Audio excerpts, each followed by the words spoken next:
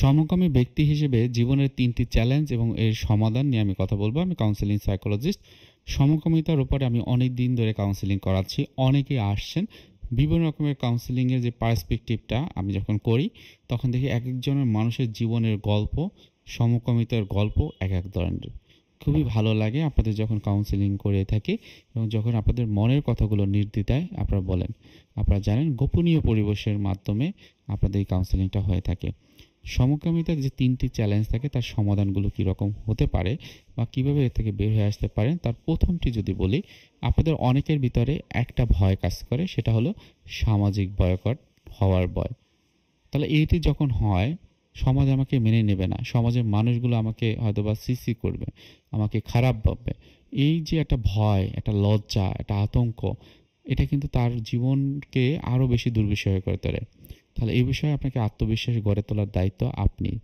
আপনি যদি চান যে আমি সমকামী থেকে বের হয়ে আসবো, তাহলে আপনার যে একটা ইচ্ছা সেটা কিন্তু তীব্রভাবে থাকতে হবে এবং সেই ক্ষেত্রে যে প্রপার যে গাইডলাইনগুলো সেগুলো ফলো করতে হবে। ২ নম্বরে যে চ্যালেঞ্জটি থাকে তাদের ভিতরে পরিবার আমাকে গ্রহণযোগ্যতা দিবে না, পরিবার আমাকে মেনে নেবে না। অনেকদিন সমকামী থাকলে মাঝে মাঝে এমনও মনে হয় অনেকের, আমি বলে দিই আমি তো সমকামী, আবার চিন্তা করি আমি যদি এটা বলি তারা এটাকে কীভাবে দেখবে। অনেক সময় আমি যখন রাস্তায় যাই তখন মনে হয় অন্য মানুষগুলো আমাকে দেখে বুঝে ফেলছে যে আমি সমকামিতায় আটকা পড়ে আছি।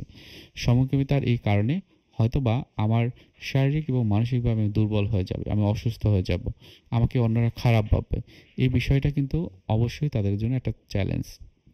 তাহলে কী করবেন? আপনার ভিতরে যদি এই ধরনের হয়, নিজেকে নিজের প্রতি সহানুভূতি তৈরি করা, আলোচনার পথটা একটা খুঁজে দেখা। পরিবারের ক্ষেত্রে যদি এরকম হয়, পরিবারের অন্য সদস্যরা যারা আছেন বিষয়টি নিয়ে খোলামেলা আলোচনা করবেন। যদি আপনারা পারেন তাহলে ৩ নাম্বার যে স্টেজের কথা আমি বলতে চাচ্ছি সেটা হলো মানসিক চাপ কমাতে পেশাদার সাহায্য নেওয়া।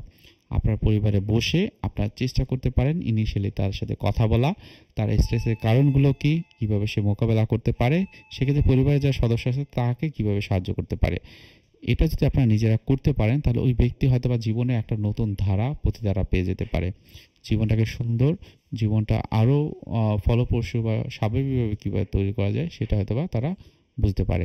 মনে রাখবেন, প্রফেশনাল কাউন্সেলিং সাইকোলজিস্ট যারা আছেন তারা গোপনীয় পরিবেশে গোপন আপনার কথাগুলো গোপন রেখে তারা কিন্তু এই চিকিৎসাটি দিয়ে থাকেন।